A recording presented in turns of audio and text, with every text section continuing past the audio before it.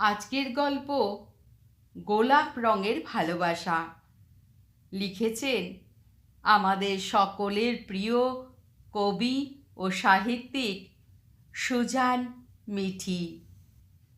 শুরু করছি আজকের গল্প গোলাপ রঙের ভালোবাসা। দাদাবাবু, গোলাপ কিনবেন একটা? আমার গোলাপ দেওয়ার কেউ নেই রে। কে বলেছে নেই? আপনি নিজেই নিজেকে দিন। নিজেই নিজেকে? হ্যাঁ, আপনি নিজেই নিজেকে গোলাপ দিয়ে ভালোবাসি বলুন। দেখবেন আপনার মন খারাপ কেমন সেরে গেছে। তুই তো দারুণ কথা বলিস। দে তবে, তোর সব গোলাপ তুই আজ আমায় দে। এই যে দাদা, শোন, এর থেকে একটা তুই নে। তোর এইটুকু বয়সে এমন উপলব্ধি আমার খুব ভালো লেগেছে। দিলেন তো আমায়? কই দিইনি তো, বললাম দেব। দিলেন দাদাবাবু। আপনি গোলাপ নিলেন, আমার হাতে তুলে দিলেন সুখ, গরম ভাত, মায়ের ওষুধ, ভাইয়ের জন্য ছোট্ট একটা চকলেট। তাই এত কিছু? তবে শোন খুকি, রোজ এই সময়ে এই রাস্তা দিয়ে আমি যাই, তুই আসবি। আমি রোজ তোর কাছ থেকে গোলাপ নিয়ে আমাকে দেব, ভালোবাসবো। কি মজা! তবে তো আপনার রোজ গোলাপ দিবস হবে। ভালো থাকার দিন, ভালোবাসার দিন, আর আমাদের গরম ভাতের দিন।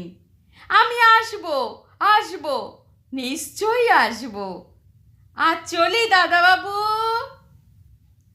যে বয়সে খেলনা নিয়ে খেলার কথা, সে বয়সে বাচ্চাটা আমায় কি শিখিয়ে গেল। বাহ, গোলাপগুলো বুকে জড়িয়ে কি শান্তি!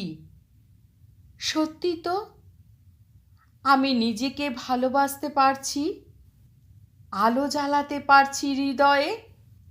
তবে এই আলো আমি ছড়িয়ে দিই ওদের সবার দিকে। এই ছেলে, এই ছেলে, তুই কি বিক্রি করছিস রে? কলম? দে, তোর সব কলম আমায় দে আজ। আর তোর কাছে কি আছে রে? লজেন্স? নিয়ে আয় এদিকে, আমি নেব।